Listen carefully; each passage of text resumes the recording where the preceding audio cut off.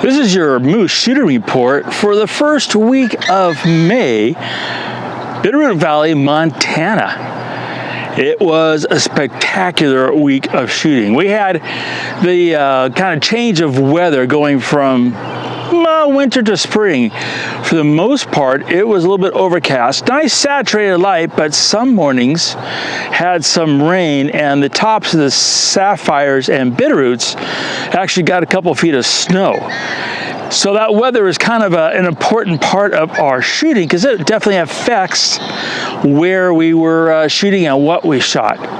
We went all the way down south to Sula Peak, all the way up to where I am right now at the Lee Metcalf National Wildlife Refuge. At Sula Peak, we had great moments with some bighorn sheep. Unfortunately, we were down there when the Forest Service hotshot crew was doing some work, but we still got some great shots down there, some really cool shots of the old church. And that's on the east fork of the Bitterroot, a spot that was once a rendezvous for the American Fur Trading Company, and then Lewis and Clark went through there on their eastward trip after being in Washington. Come up the road from there, had a really fun time with some yellow-bellied marmots that were literally on the side of the road.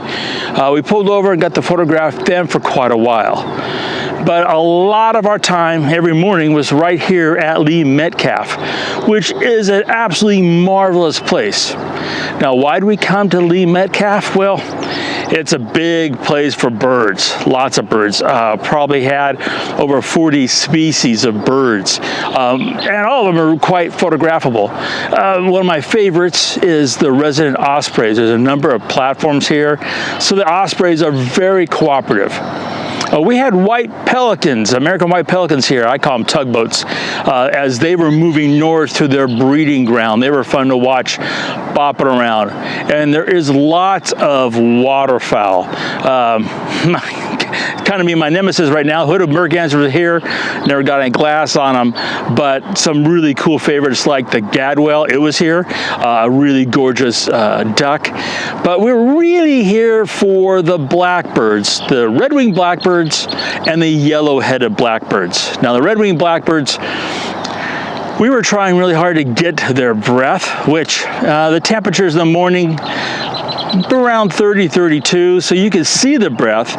But with the overcast skies, the breath would come out. You could see it against their black body, but the gray water background, yeah, you did record. So that background was really important. Without that dark background, no breath. The other really cool thing here are the yellow-headed blackbirds.